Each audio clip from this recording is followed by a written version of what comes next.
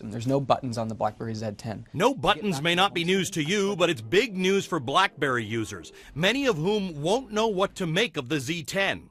Canada's Research in Motion is counting on this totally virtual phone to allow it to live to fight another day. After a year-long delay and years of neglecting the onslaught by Apple and Android-based phones, RIM finally unveiled its new BlackBerry 10 mobile operating system and the first phone to run it. As a longtime BlackBerry user and hard keyboard lover, I've been evaluating the new phone in real-world conditions. I'm a heavy user and a champion thumb typist. Being new to the virtual keyboard world, my email output has been cut in half while I got used to it. But the company says the keyboard is easier to use and more intuitive than its virtual competitors. Select it just by flicking it into... The pièce de résistance with the keyboard is that it grabs words from your device and names from your contacts and predicts in a very customized way what you're likely to type, allowing you to compose entire sentences just by flicking the complete words which appear on the keyboard up toward the screen. All of it can be done with one hand. All right, let me try something. For those users for whom a virtual keyboard is still a non-starter, you'll have to wait until April for a model with a hard keyboard. Built on a brand new operating system, not a single line of code is copied from BlackBerry's existing platform. Battery life isn't great, but unlike iPhone and many Android phones, you can still change a dead BlackBerry battery.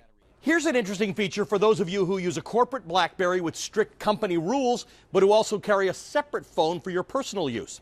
The BlackBerry 10 uses something called balance, which basically allows the device to be strictly split so that the corporate side of it can adhere to the company's rules, say no photos or personal emails, while on the other side of the split personality, you can do all of your personal business. These are secure. The information in them is secure. So I can't take anything out of the workspace into my personal side.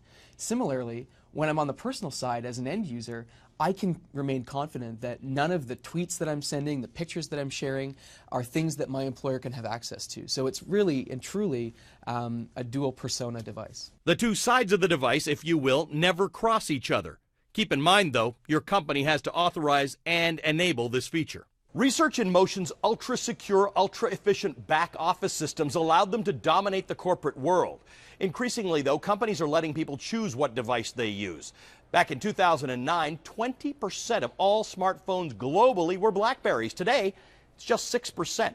The stock is down more than 80% in 5 years. The question is whether this phone can change all of that. It'll be released in the UK this week, in Canada in February, and in the United States by the end of March. Ali Velshi, CNN, New York.